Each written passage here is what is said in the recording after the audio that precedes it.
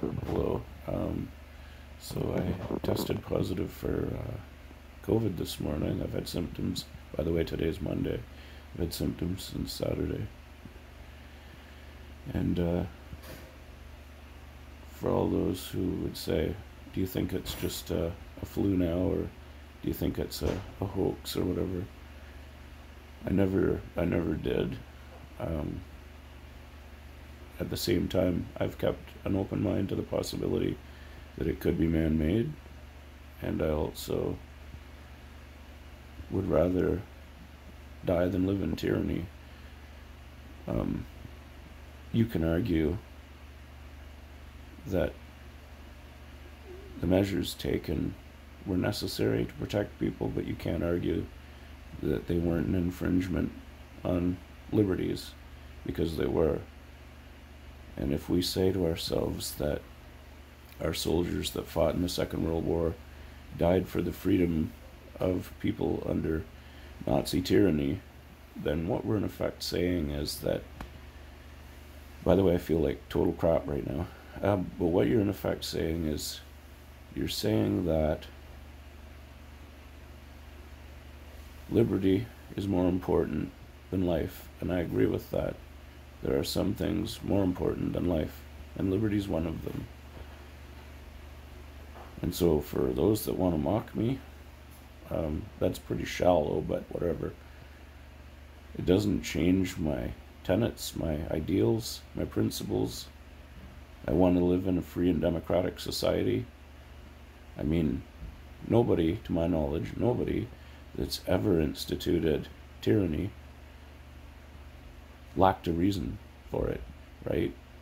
They always had a good reason. So, anyway, being as how this is something that I'm thinking about right now, I thought I'd make a video record. Oh, by the way, I've been double vaxxed, not an anti-vaxxer. What I was anti-forced vaccination. I voluntarily got 2 doses. I try not to jump on the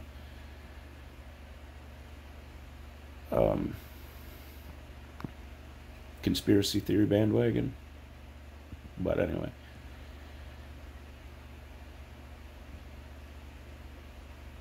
So I got a message that the sound's not being recorded on my phone just now. That really sucks ass. Hopefully it got most of this. Symptoms right now, fever of about 103 or just shy. A little bit of congestion. No trouble breathing. Sore as AF everywhere. Every muscle aches. It hurts to just move. What else? Headache. Yeah. Headache, fever, sore everywhere. And definitely wouldn't wish this on anybody. It's like a bad flu. I'm planning on coming out of the other end of this, but I mean, was it worth the lockdown? No, not even a little bit. The damage we did to the economy, not to mention the damage we did to people's mental health, far outweigh the damage that was done by this disease. I won't talk about the numbers, that just pisses people off. There are a lot of people out there that make their decisions with emotions, and when you present data, they just say you're hard-hearted.